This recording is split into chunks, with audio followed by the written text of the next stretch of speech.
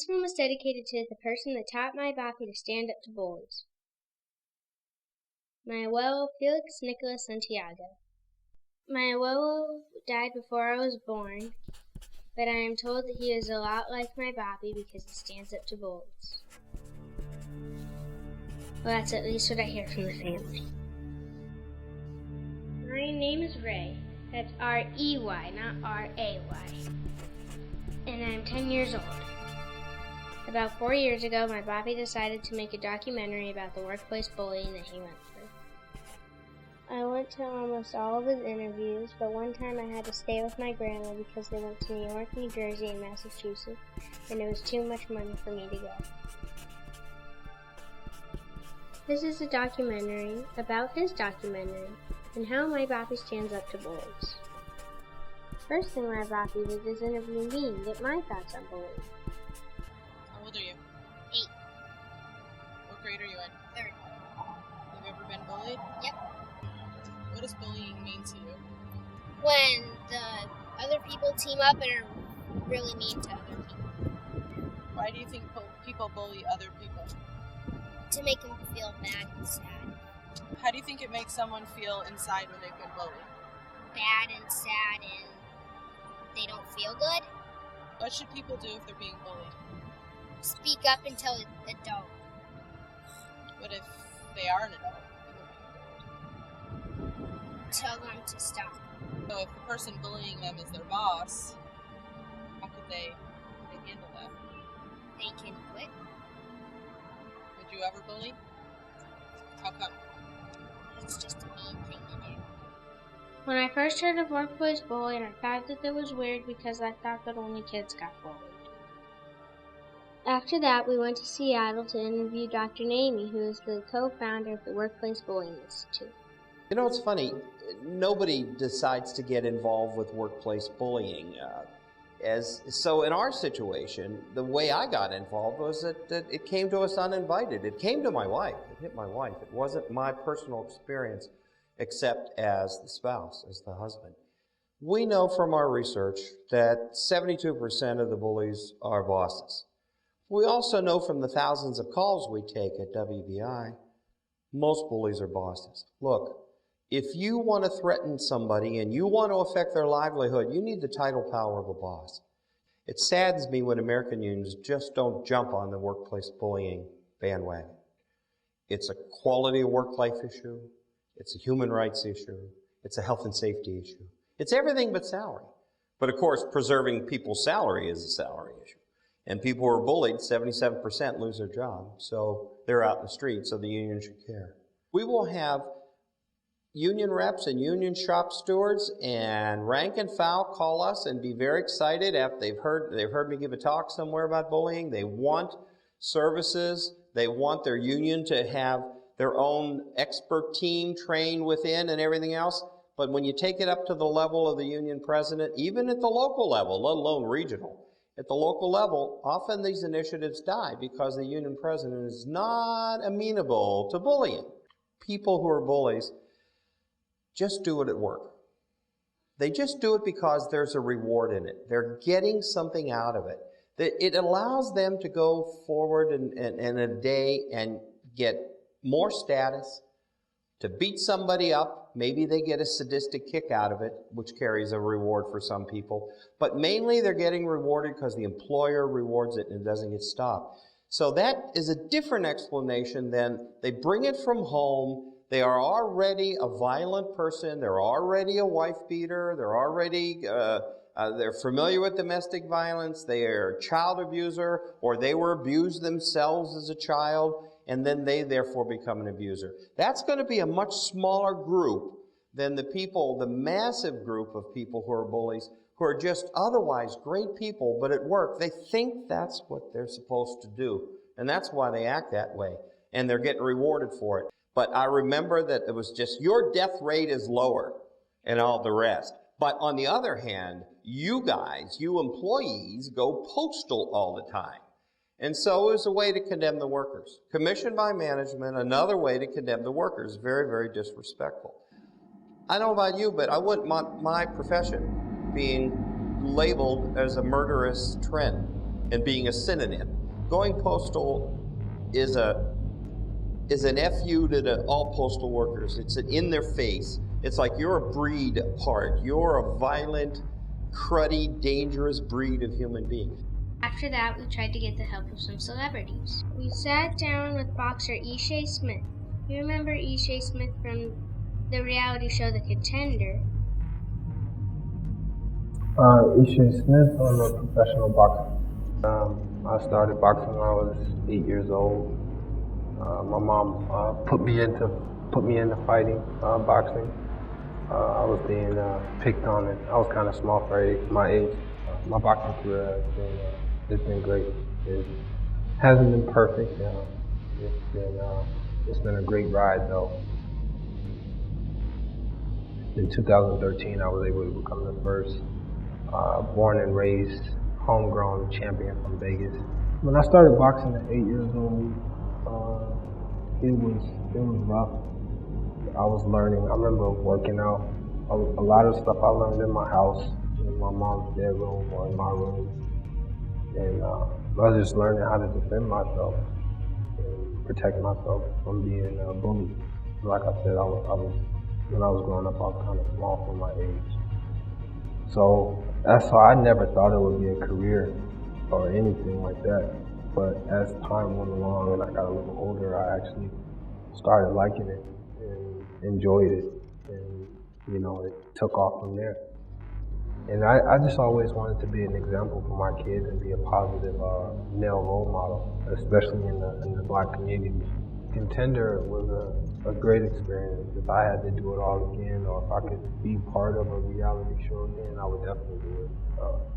I was young when it came out, so I didn't understand a lot about it, but looking back at it now, it was a great platform to launch my career, and it was a blessing. So it was something I would definitely explore and do again.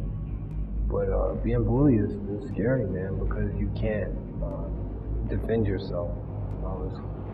It's almost like you're helpless. You don't know what to do. So the first thing you think of is running, and then if you can't run no more, you just take the beating. It's a scary thing when you know you're gonna get beat up or be bullied after school, and there's nothing you can do about it. Nobody's around. A lot of people say, tell an adult, or why don't you tell a teacher? But even I say that as an adult. Why don't they? But then I think as a kid, I never thought to tell anyone. Not even my mom, until I was getting hit and she saw my face and stuff like that. And then she would ask me what was going on. I don't know, I just think when you're in that mental state, it just plays with your mind a little bit. But my thoughts on workplace bullying would just almost be someone who's intimidated by somebody that may take a position. There's a lot of things that happen, or somebody who is put in high authority, or wanting to flex their power towards someone. Again, that's something that exists. I've never really experienced that, but I think all bullying, we need solutions for all bullying, because it's starting to become a real big epidemic, not only in America but all over the world. And I think we got to have solutions, because people are taking their lives, and the person that was doing the bullying is not being held accountable for it. And I think that needs to stop. In my 27 years in the sport, I've never experienced any type of bullying, in the sport at all. Because that's usually, boxing is where most people get to let out their aggression and anger.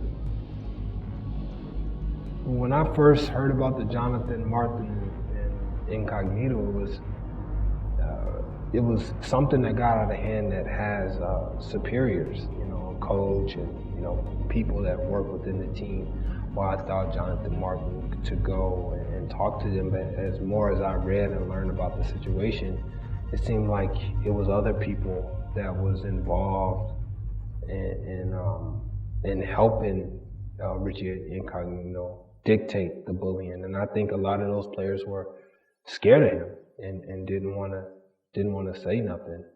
It's very unfortunate. I'm happy he's with the 49ers now, and it's a good thing he's there. And, you know, whatever happens to Incognito, that's what he deserves. And then we did a short piece with Raoul Roth Jr., another professional boxer. Here's a picture of Raoul and my Papi. Not too bad for a 10-year-old kid, huh?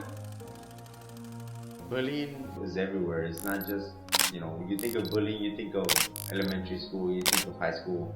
But no, bullying goes everywhere, you know, workplace to the gym. There's at the gym, there's chances to get bullied in a sense at, you know, sparring partners. We spar everybody. There's big guys who spar little kids, you know, and big guys have a tendency to go hard on the smaller one. And that's where the coach comes in and, you know, clarifies that you gotta work with everybody else. You know, we put a stop to it quick so it doesn't get out of hand. Boxing, you know, it's about having respect and knowing how to work with people. So that if you know how to work with people, if you know how to take it easy and be understanding, you're gonna be a good fighter. If you're cocky and you try to bully everybody and just beat up everybody, you're not gonna go nowhere. I had the opportunity to join the movement of the bullyexposed.com, and of course I agree. Bullying has become an epidemic, and I know there's kids who are, you know, hurting themselves or going into depression or even committing suicide. This is something we need to put a stop to, and it's serious. Join me, Raoul Roth, on the bullyexposed.com, and let's put a stop to bullying once and for all. Buy some t-shirts, donate some money, and listen to some stories. This is real. And this is Sean Ison. So bullying for me has been an interesting challenge, and having a father who's a Mr. America, Mr. Universe, big bodybuilder guy. I mean, he's a Hall of Famer, IFBB Hall of Fame inductee. So my whole life has been, you know, looking up to not just my dad, but somewhat of a world champion and a very, very high level. They call him a pioneer. This was a long time ago. He won Mr. America in 1948 and Mr. Universe in 1962. So the only thing I knew by the time I was born in 1969, and he wasn't in that kind of shape anymore, obviously he wasn't competing, was his legacy. And that's something to be really proud of as a son. So the occasional, you know, punch in the stomach when I was 9, because they wanted to see if my six-pack abs like your dad, or you know, tough like your dad. Oh, your dad isn't here to, you know, protect you. You know, you're not Mr. Universe, you punk kid, and all that sort of stuff. Started at a very early age because I had developed earlier. Early on, for me personally, having a father with that kind of bravado created an interesting target for the bullies in my schools. Kind of keeping away from all the bullies, and then working out and becoming stronger physically, which helped his confidence and less bullying because he wasn't such a runt in their eyes. He walked off the boat when the war was over, and his mother actually walked past him on the docks. She didn't even recognize him.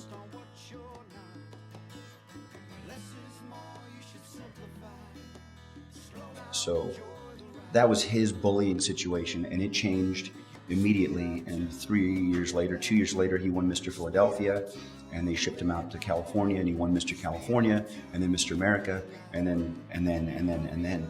And I don't think he was getting bullied a whole lot after that. And I don't want to tell everybody watching this, you have to go become Mr. Universe or you're going to get bullied. But the bullying that happened early on, both in school and in the Navy, which in the military right now, you know, anything I hear in the news and read anywhere, there's still a huge problem with all sorts of harassment. In the military, the solution for him might be the solution for you or other people, was to avoid it and then solve it for himself. Again, it wasn't just a physical thing for him. It built a confidence level that made it pretty much impossible to bully him. My thing was different. I was told over and over again, like I said, you just don't fight. So for me, I never, ever, ever fought back. I did get punched in the stomach a few times, and I think one of the times, sorry for the visual, he hit me right after lunch, and I puked all over his pants and his shoes. and he never bullied me again.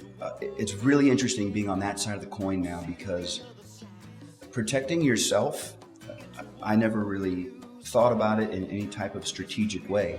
Protecting your kids is a completely different mindset, because you can get in trouble for doing what you want to do. As soon as you hear that your kid's being bullied, you just want to find out where the bully is and take a baseball bat and take care of it, right? You want to be the big, cool dad that goes and kind of handles things. And of course, that's illegal and is not the right way to handle things.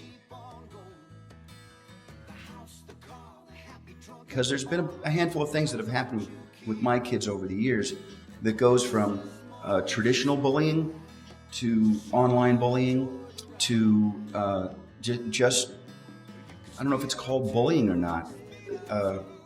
It's just mean girls stuff. But there's got to be some kind of conscious choice to not do that. I mean, it can't be that hard to acknowledge that's all going on and just say, oh, I'm going to be nice today, and then I'm going to be nice tomorrow, and I'm just going to choose to not be judgmental and hypercritical and bitchy and mean. And so I don't know if that's to kind of make them feel better about themselves, or I am not a psychologist in any way, shape, or form. But I have dealt with it from generation to generation to generation, and I hope that the information that's being accumulated for this documentary sheds some light on some solutions. We all know it's all out there.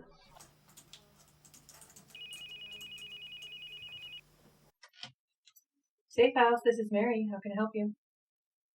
I have dealt with clients who have experienced workplace bullying. However, most of them were not aware that they were experiencing workplace bullying, since it kind of came up more as a struggle that they're currently going through or another stressor in their life. And since there isn't too much awareness about that workplace bullying exists, although it affects about 35% of the workplace population and 15% of them witness it, they aren't too knowledgeable of what they're going through is considered workplace bullying. One such example was this very young woman who was pretty much right out of high school working in a corporate setting for the first time. And what she was going through, she didn't register that it was workplace bullying because she figured this is what is typical of the workplace. And it left her pretty debilitated it made her feel that she was losing herself. She had depressive symptoms. Her self-esteem, motivation, and self-worth were all decreasing. And it took a while, even after she was out of the workplace, to realize the depth of what was going on. And so it took some time, but she basically worked on herself to remotivate herself, to increase her levels of self-esteem and self-worth to continue on. The psychological effects of workplace bullying closely resemble the psychological effects of domestic violence. Since bullying is repeated, health-harming mistreatment that takes the place of one or more forms of verbal abuse, offensive conduct, which can be intimidating, humiliating, or threatening, and sabotage. The effects can range from depression, anxiety, post-traumatic stress disorder, and not to mention the physical issues that may come up just because of the stress experienced. Also, financial stressors can be a component just because of absenteeism or disruption of work. That may be another effect of workplace bullying. Though mental health professionals don't give advice, one of the things to do with a client who's experiencing workplace bullying is to assess their options, to see, in fact, what their options or their availability is within their situation, how in depth the trauma is, if in fact there is trauma, and to basically at that point explore their options and to assess their state of mind and implement coping skills if they have to remain in that kind of environment, just to basically empower the client to be able to sustain whatever it is that they may have to. Also, I agree with the tactic Dr. Gary Namey suggests, that since most of the workplace bullying is done by your direct superior 72% of the time, your best option would probably be to approach another superior in a very rational manner, discussing the effects that the workplace bullying may cause as far as absenteeism or litigation. This documentary is just supposed to be about my Papi's bullying experience, but after meeting celebrities and Neil Dias, other victims came forward. I thought that just maybe if the world heard their stories, they would understand how much workplace bullying hurts the families. Today, I stand here 10 years later, February of 2004, when this abuse started, when I first became a manager in Brockton, Massachusetts on Main Street. It was in 2008 of December, a week before Christmas, that I was terminated at this garage over here at Pearl Street in Brockton, Massachusetts. Today, that was the place right over here where I was terminated by after making a stand against workplace abuse and workplace bullying. When I first got hired as a technician, it started off at $7.35 an hour. And we lived in Fall River, because I live in Swansea now. And my wife would drive me all the way to work. It would take her almost an hour to bring me to work with my daughter in a car, and then she'd go all the way home. And then she'd go all the way home, and then she'd pick me up at 4:30, whatever, 3:30, 4:30. And then if I got stuck on a broken pole, she'd sit in a parking lot and wait hours for me. My father's, it was so close to me. He knew everything that I did in life. I always asked him on my opinions and trusted him. He helped guide me. I always would show him my awards and everything I achieved. So he was so proud of that. But yet he was so disappointed and so heartbroken that he would never fathom, because he's worked at a company 40 years, over 40-something years. He would never fathom any abuse because he's never seen it at his work. And he was so heartbroken that, and he would cry. He would cry on the phone to me because he saw everything my family was going through, how much we struggled, how much we've come from nothing. My wife and I came from nothing to achieve to us what we believe was success. Working so well, doing things, and kids going to nice schools, and you were able to do well, that he was so heartbreaking to see that we were losing everything. Every single day, every single week, we were calling, and my father would have to help us out with money. Can you help us pay the rent? Can you help us pay electricity bill? Can you loan me money so I can put gas in the car? Can you loan me money so I can put food in the table? My father was a big part of what his escapade was towards our family. And he was there right to the end until he died.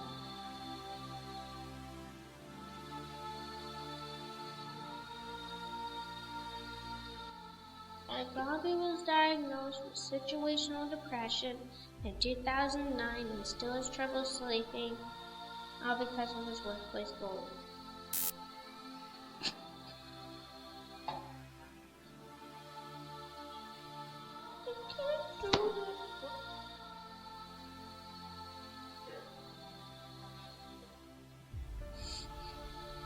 I could send a letter to my Papi's supervisor who bullied him. I would say that it is causing depression and that it's not nice to bully people. If my Will was still alive, I think that he would tell my Papi, "Nice job on the documentary. I am very proud of you. And nice job fighting against workplace bullying." We want to grow up in a world where this kind of bullying is allowed, so I'm asking you to go to thebullyexposed.com to learn how to end workplace bullying.